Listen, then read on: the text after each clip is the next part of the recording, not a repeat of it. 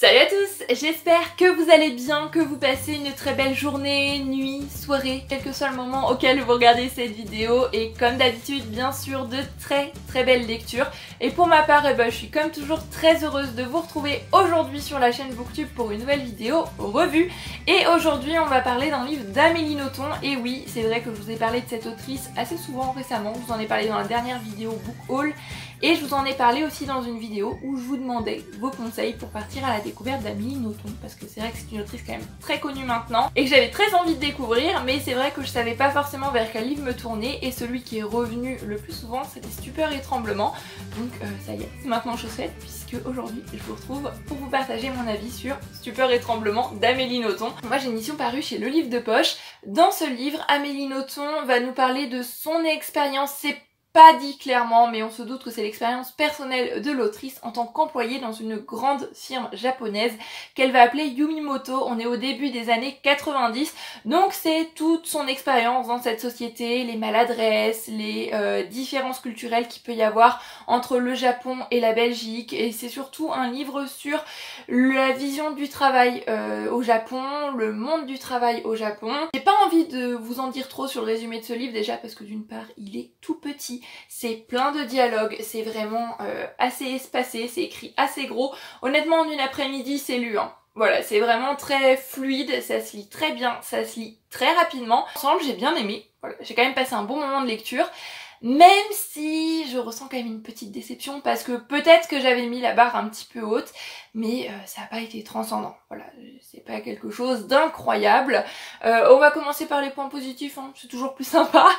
J'ai beaucoup aimé l'écriture, j'ai beaucoup aimé la plume d'Amélie Nothomb. Après j'ai vu certains avis de personnes qui disaient avoir aimé ce livre et pas forcément aimé les autres, ou l'inverse, donc peut-être que ce livre est un livre à part, étant donné qu'elle nous parle d'une expérience personnelle. Je sais pas, donc je retenterai l'expérience, hein. J'ai d'autres livres d'Amélie Nothomb dans ma palle, donc j'en lirai d'autres pour me faire mon propre avis, pour comparer un petit peu. Mais dans celui-ci, j'ai bien aimé l'écriture. On sent beaucoup d'autodérision, on va pas se mentir. L'expérience qu'elle a vécue dans cette société est loin d'être une expérience toujours positive et loin d'être quelque chose de top, une expérience génialissime, c'est même le contraire, mais elle va nous la relater quand même avec beaucoup d'humour, beaucoup d'autodérision, et il y a des passages qui sont vraiment mordants, des passages cocasses, et des passages parfois, notamment des dialogues quiproquos, des passages qui frisent limite avec l'absurde, que j'ai beaucoup aimé. Comme je vous l'ai dit, c'est très fluide, ça se lit très rapidement, en quelques heures, c'est bouclé, c'est terminé. J'ai trouvé qu'il y avait beaucoup d'opposition dans ce livre. Déjà l'opposition d'un rêve contre la réalité. La narratrice a vraiment voulu retourner au Japon, le Japon, le pays dans lequel elle est née, dans lequel elle a grandi pendant quelques années, et elle avait une vision du travail au Japon, une vision du travail dans une société japonaise. Cette vision va se retrouver amèrement confrontée à la réalité qui n'est pas forcément la même, et comme je vous l'ai dit au début de cette vidéo, ce livre c'est surtout un livre sur la vision du travail au Japon qui est vraiment différente de la vision qu'on peut avoir en Occident, et c'est aussi par moments vraiment une opposition Orient-Occident. C'est même souvent ça qui revient, le contraste entre deux cultures, entre deux visions différentes, et dans ce livre, les Japonais n'ont pas forcément toujours une très bonne opinion des personnes venant d'Occident. C'est un livre qui est vraiment intéressant, avec lequel j'ai appris quelques petites choses, avec lequel encore une fois j'ai passé un bon moment, et le comportement de la narratrice face à tout ce qu'elle peut vivre, je l'ai trouvé vraiment admirable. Alors après, comme je vous l'ai dit, je finis sur une petite pointe de déception, et quand je l'ai terminé, je savais pas franchement exactement pourquoi. Je savais que c'était pas un coup de cœur, ça c'était sûr, je savais que j'avais passé un bon moment, mais il y a quelque chose qui me dérangeait dans cette lecture, quelque chose qui fait que c'était pas aussi bien que ce que je pouvais espérer. J'arrivais pas franchement à mettre le doigt dessus. Je pense que c'est certains passages où la narratrice va un peu partir dans un délire toute seule.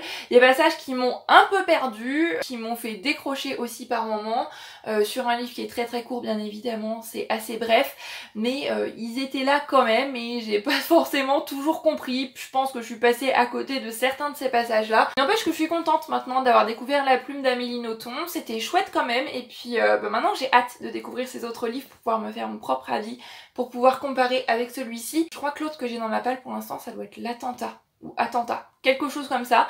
Donc ça va pas être pour tout de suite, mais je pense que c'est pour cette année 2020 parce que c'est un livre encore une fois qui est vraiment très petit. Je pense qu'elle fait toujours des livres assez courts en général. J'ai vu que ce livre-ci a été adapté, je savais absolument pas. Je vais peut-être regarder l'adaptation, ça m'intrigue tout ça. Donc si vous l'avez vu, n'hésitez pas à me dire si vous l'avez apprécié, si elle est fidèle au livre, ce que vous en avez pensé.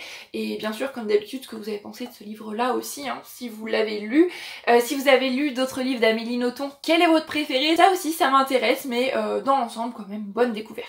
Et voilà, ça y est, c'en est déjà terminé pour cette toute petite vidéo revue pour un livre qui de toute façon est lui aussi tout petit.